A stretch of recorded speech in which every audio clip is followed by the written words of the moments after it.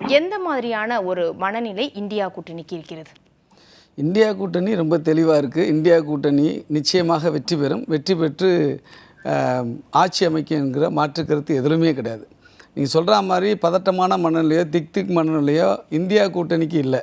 BJP கூட்டணிக்கு தான் இருக்கிறது, பிஜேபிக்கு தான் இருக்கிறது, மோடிக்கு இருக்கிறது, அமித்ஷாவுக்கு இருக்கிறது. எந்த நம்பிக்கையில் இந்தியா கூட்டணிக்கு இந்த திக் மனநிலை இல்லைன்னு சொல்ல வரீங்க? எந்த இடத்துல உறுதியாக இருக்கீங்க? இப்போ 5 கட்ட தேர்தலுடைய முடிவுமே ரொம்ப பாசிட்டிவான ஒரு என்ன சொல்கிறது, கணக்கிடதான வாக்குப்பதிவு சதவீதம் மட்டுமல்ல, மக்கள் வாக்களிச்சுட்டு வெளியில் சொல்கிற செய்திகள், கருத்து கணிப்பு, இன்னும் இங்கே இருக்கிற வாக்காளர்களுடைய மனநிலை எல்லாம் பார்த்தீங்கன்னு சொன்னாக்கா இந்தியா கூட்டணி கிளியராக வெற்றி பெற்றுடும், மெஜாரிட்டி வந்துடும் அப்படிங்கிறதுல எந்த மாற்று கருத்தும் கிடையாது. நீங்கள் சொல்கிற கருத்து கணிப்பெல்லாம் கூட பாஜகவுக்கு தான் சாதகமாக இருந்தது. இந்தியா கூட்டணிக்கு அது கருத்து கணிப்பு இல்ல, அது கருத்து கணிப்பு. அது எந்த விஷயங்கள் உங்களுக்கு சாதகமா அது மாறிடுச்சு, அதே சமயம் பாஜக கூட்டணிக்கு பாஜகவுக்கு நெருக்கடியா மாறிடுச்சு. அதாவது அவங்க பேசுறதுல இருந்தே நான் சொல்றேன். இப்போ அவங்க தொடக்கத்தில் மோடி அவர்களும் அமித்ஷா போன்றவர்கள் என்ன பேசுனாங்க அப்படின்னு சொன்னாக்கா பிரச்சாரம் பண்ணாங்க. இப்போ பிரச்சாரம் பண்ண தொடக்கத்திலேருந்து ஒரு மத வெறுப்பை இந்த மக்களை பிளவுபடுத்தி மதத்தின் அடிப்படையில் ஒரு மிகப்பெரிய ஒரு வெறுப்பை தூண்டி தான் பிரச்சாரமே தொடங்குறாங்க.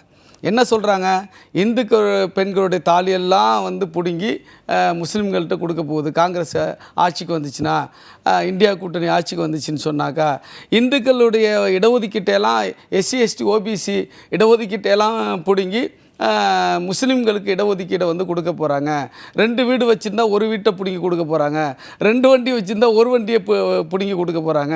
இப்படி ஒரு அவதூறான ஒரு அரசியலமைப்பு சட்டத்திற்கு விரோதமான இந்த எலெக்ஷன் மாடல் கோட் ஆஃப் கான்டக்ட்னு சொல்லுவாங்களே, அந்த தேர்தல் விதிமுறைகளை எல்லாம் மீறுகிற ஒரு பிரச்சாரத்தை இவர்கள் கட்டவிழ்த்து விட்டார்கள். அது ராகுலுக்கு தானே போனுச்சு. எது அந்த விதிமீறல் இருந்தது, கோட் ஆஃப் கண்டக்ட் மீறணும்னு 2 பேரோட தலைமைக்கு தான் போச்சு. அதாவது பாஜகவுடைய தலைமை கட்சி தலைமைக்கும் நோட்டீஸ் போச்சு தேர்தல் ஆணையத்திலிருந்து. அதே மாதிரி காங்கிரஸ் கட்சியுடைய தேர்தல் ஆணையத்துடைய நம்பகத்தன்மையே கேள்விக்குறியா இருக்க.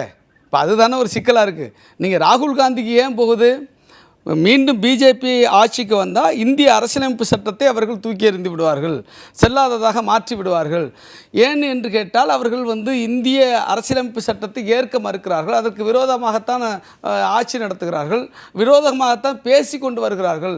ஆகவே இவர்கள் வெளிப்படையாக இந்திய அரசியலமைப்பு சட்டத்தில் இருக்கிற இப்போ செக்குலரிசம் என்று சொல்லக்கூடிய அரசியலமைப்பு சட்டத்தினுடைய பேசிக் ஸ்ட்ரக்சரில் ஒன்று, அடிப்படை கட்டுமானத்தில் இடையில தான் வந்தது அந்த அமெண்ட்மென்ட்.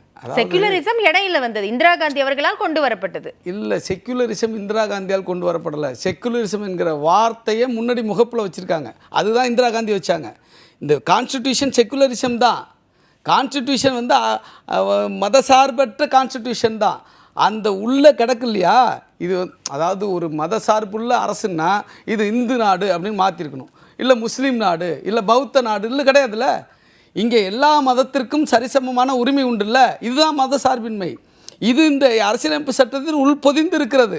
அதை 76 முன்னாடி தூக்கி, அதாவது இந்த பிரியாம்பிள்னு சொல்லுவாங்க, பிரியாம்பிள் ஆஃப் த கான்ஸ்டிடியூஷன், அந்த முகப்புரைன்னு சொல்லுவாங்க, அதில் தூக்கி வச்சாங்க ஒரு அமெண்ட்மெண்ட் மூலமாக, சட்ட திருத்தத்தின் மூலமாக. அதனால் செக்குலரிசத்தை இந்திரா காந்தி கொண்டு வந்தார்னு சொல்கிறது அபத்தம், புரியாத தன்மை அது, அல்லது மக்களை திட்டமிட்டு குழப்பற செய்கிறது. இப்போது இல்ல, அப்படியே இருந்தாலும் அந்த வார்த்தையை கொண்டு வர வேண்டிய அவசியம் இருந்திருக்கு அப்படின்னா கொண்டு வந்தது இந்திரா காந்தி. சோசியலிசம்ங்கிற வார்த்தையை கொண்டு வந்தாங்க, 2 ஒன்றா சேர்த்து தான் கொண்டு வந்தாங்க. இப்போ சோசியலிசம் என்பது டைரக்டிவ் பிரின்சிபல்ஸ் ஆஃப் ஸ்டேட் பாலிசின்னு இருக்குது. அரசுக்கு வழிகாட்டும் நெறிமுறை, எல்லாருக்கும் சரிசமமான பங்களிப்பு, பகிர்ந்தளிப்பு, ரிசோர்ஸஸை கரெக்டாக எல்லாருக்கும் டிஸ்ட்ரிபியூட் பண்ணோம் அப்படிங்கிறது அந்த டைரக்டிவ் பிரின்சிபல்ஸ் ஆஃப் ஸ்டேட் பாலிசியில் இருக்குது. அரசுக்கு வழிகாட்டு நெறிமுறை கோட்பாடுகள் இருக்குது. அதை கொண்டாந்து வைக்கிறாங்க. இப்போ அவ்வளோதானே ஒழிய இல்லாததை கொண்டு வந்து வைக்கல, இருக்கிற ஒரு விஷயத்தை தான் சொல்ல வைக்கிறாங்க. ஒரே நிமிஷம், இந்த இடத்துல மட்டும் கலை அவர்கள்ட்ட அதை கொண்டு வந்து வைக்க வேண்டிய ஒரு அவசியம் ஏற்பட்டதா? அப்போ இல்லை, அவர் சொல்கிற மாதிரி அரசியல் அமைப்புலே நமக்கு செக்குலரிசம் இருக்கக்கூடிய ஒரு அரசியல் அமைப்பு தான் அப்படின்னா அதை கொண்டு வந்து வைக்கிறாங்க அப்படிங்கும்போது என்ன காரணத்துக்காக அங்கே மட்டும் சுருக்கம்? இல்லை, பிரியாம்பிள் ஆஃப் த கான்ஸ்டிடியூஷனில் என்ன வைக்கணுங்கிற பேசும்போது டெமோக்ராட்டிக் அண்ட் சோசியலிஸ்ட் ரிப்பப்ளிக் தான் வச்சாங்க. அதுக்கு மேலே ஃபெடரலிசத்தை கொண்டு வரணுமாங்கிற விவாதம் நடந்துச்சு கான்ஸ்டிடியூஷன் அசம்பிளியில். அது கொண்டு வர வேண்டியது இல்லைன்னு முடிவெடுத்தாங்க. ஃபெடரலிசத்தை வைக்க வேண்டியது இல்லைன்னு. அதே மாதிரி செக்குலரிசத்தையும் வைக்க வேண்டிய அவசியம் இல்லை. இந்தியா அவர் சொன்ன மாதிரி நம்ம ஒரு ஒரு ஒரு மதத்தினுடைய நாடாக அறிவிக்கப்படலை. அதனால் செக்குலரிசத்தை பிரியாம்பிள் வைக்க வேண்டிய அவசியம் இல்லை சொல்லிட்டாங்க. கான்ஸ்டிடியூஷனில் எங்கேயுமே செக்குலரிசம் என்பதில் ரிலிஜியஸ் பேரிட்டி தான் இருக்குது. 25 ஆர்டிகிள் 25 என்ன சொல்லுது, ரிலிஜியஸ் ஃப்ரீடத்தை பற்றி தான் பேசுது. அது ரிலிஜன் மதங்களுடைய சமத்துவத்தை பற்றி தான் பேசுது, மத சுதந்திரத்தை பற்றி பேசுது, அவ்வளோதான். மற்றபடி செக்குலரிசம் என்பதை இந்திரா காந்தி தேர்தல் எமர்ஜென்சி காலத்தில் பிரியாம்பிளில் கொண்டு வச்சாங்க. இப்போ பிரியாம்பிள் என்ன சொல்லுதுன்னா, India is a secular democratic and socialist ரிப்பப்ளிக்னு சொல்லுது. சரி, தொடர்ந்து. இது இல்லை சார் சொல்கிறது அதாவது என்ன 4-3-7 3-4-7ங்கிற மாதிரி இருக்குது. நம்ம எல்லாருக்கும் எல்லா மதத்துக்கும் சரிசமம் என்பதே செக்குலரிசம் தான். அதுக்கு இன்னொரு பேர் செக்குலரிசம் தான். இப்போ செக்குலரிசம் இல்லைன்னு எப்படி சொல்ல முடியும்? இப்போ செக்குலரிசம் இல்லைன்னு சொன்னாக்கா ஏதாவது மதத்தின் அடிப்படையில் நாடாக இருக்கணும். இப்போ பாகிஸ்தான் போல் முஸ்லீம் நாடாக இருக்கணும், அல்லது சவுதி அரேபியா போல் முஸ்லீம் நாடாக இருக்கணும், அப்படி தான் இருக்கணும். சரிங்களா? அப்போ இந்த அரசியலமைப்பு சட்டத்திற்கு விரோதமாகவே அவங்க பேசுகிறாங்க என்று தான் ராகுல் காந்தி சொல்கிறாரு. அது ஒன்றும் தப்பு கிடையாது. அது தப்பு இல்லைன்னு எப்படி நீங்க சொல்லுவீங்க? அதாவது வந்தால் நாட்டின் அரசியலமைப்பு தூக்கி எறியப்படும் அப்படிங்கிறத எப்படி நீங்க அது இந்த கோட் ஆஃப் கண்டக்ட் இருக்கிற சமயத்துல பேசலாமா அப்படிங்கறத அதை பேசணும். நம்ம நாட்டுக்கு ஆபத்து பேசணும்னா பாஜக அவங்க தரப்புக்கு ஒரு விளக்கம் கொடுப்பாங்க. நீங்க பேசுங்க. நாங்க கான்ஸ்டிடியூஷன்ல ஒன்றும் டிஸ்டர்ப் பண்ண மாட்டோம், இந்த கான்ஸ்டிடியூஷன் தான் இருக்கும், இவங்க பொய் சொல்றாங்கன்னு சொல்லட்டும், அது தப்பு இல்லை. இவங்க என்ன பேசுறாங்க, இது முஸ்லீம் நாடா மாறிடும், இந்த முஸ்லீம்களுக்கு இடஒதுக்கீட்டெல்லாம் பிடிங்கி கொடுத்துருவாங்க, இந்து பெண்கள் தாலியெல்லாம் பறித்து முஸ்லீம்களுக்கு கொடுத்துருவாங்க, இந்து வீட்டுக்கெல்லாம் பிடிச்சி கொடுத்துருவாங்க, இந்து வண்டியெல்லாம் பிடுங்கி முஸ்லீமுக்கு கொடுத்துருவாங்க. இதா பேச்சு? இருங்க நான் சொல்லி முடிச்சிடுறேன்.